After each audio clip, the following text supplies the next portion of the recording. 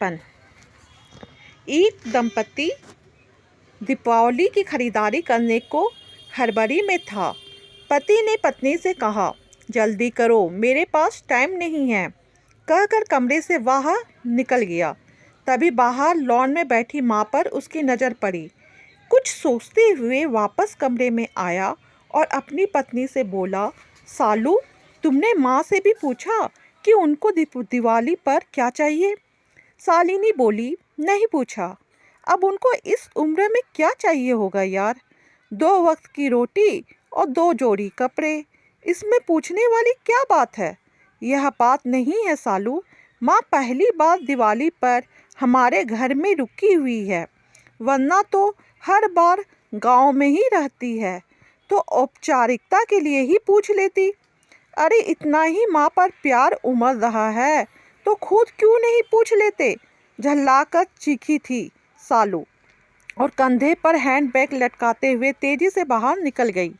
सूरज माँ के पास जाकर बोला, माँ, हम लोग दिवाली की खरीदारी के लिए बाजार जा रहे हैं, आपको कुछ चाहिए?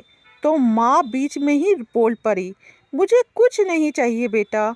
सोच लो माँ, अगर कुछ चाहिए तो बता दीजिए। सूरज के बहुत जोर देने पर माँ बोली, ठीक है, तुम रुको, मैं लिख कर देती हूँ।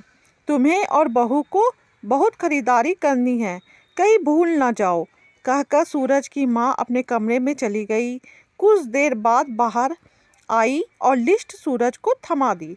सूरज ड्राइंग सीट पर बैठते हुए बोला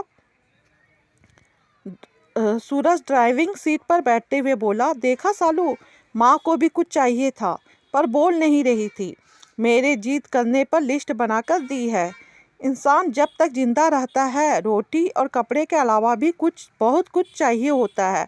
अच्छा बाबा, ठीक है, पर पहले मैं अपनी ज़रूरत का सारा सामान लूँगी, बाद में आप अपनी माँ की लिस्ट देखते रहना, कहकर शालिनी कार से बाहर निकल गई। पूरी खरीदारी करने के बाद शालिनी बोली, अब मैं बहुत थक गई हूँ, मैं कार में एसी चालू करके बैठती हूँ, आप अपनी माँ का सामान देख लो। अरे सालू, तुम भी रुको, फिर साथ चलते हैं, मुझे भी जल्दी है, देखता हूँ माँ ने इस दिवाली पर क्या मंगाया है, कहकर माँ की लिखी पर्ची जेब से निकालता है। बाप रे, इतनी लंबी लिस्ट, पता नहीं क्या क्या मंगाया होगा। ज़रूर अपने गांव वाले छोटे बेटे के परिवार के लिए बहुत सारे सामान मंगाए होंगे।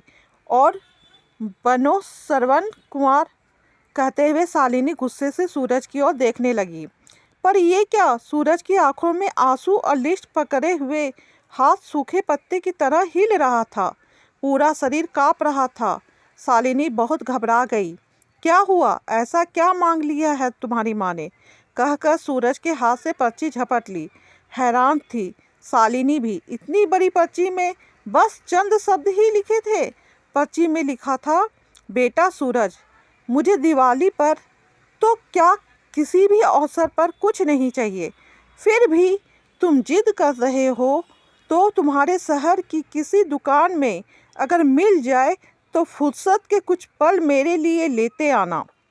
ढलती हुई सांझ हूँ अब मैं, सूरज, मुझे गहराते अंधियारे से डर लगने लगा है, बहुत डर लगता है। पल पल मेरी तरफ बढ़ रही मौत को देखकर जानती हूँ टाला नहीं जा सकता, शाश्वत सत्य है, पर अकेलेपन से बहुत घबराहट होती है सूरज।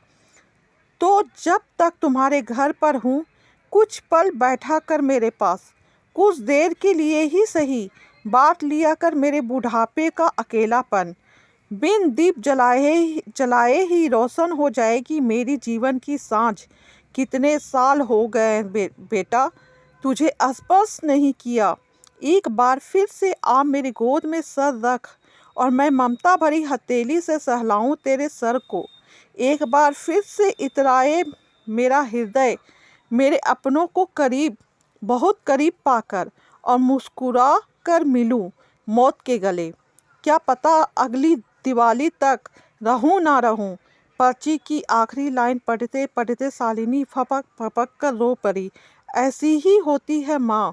दोस्तों, अपने घर के उन विशाल हृदय वाले लोगों जिनको आप बूढ़े और बुढ़िया की श्रेणी में रखते हैं, वे आपके जीवन के कल्पतरु हैं। उनका यथोचित आदर, सम्मान, सेवा, शुश्रूषा और देखभाल करें। यकीन मानिए, आपके भी बूढ़े होने के दिन नज़दीक ही हैं।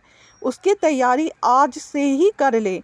इसमें कोई शक नहीं, आपके अच्छे बुरे किस्त देर सवेर आप ही के पास लौट कर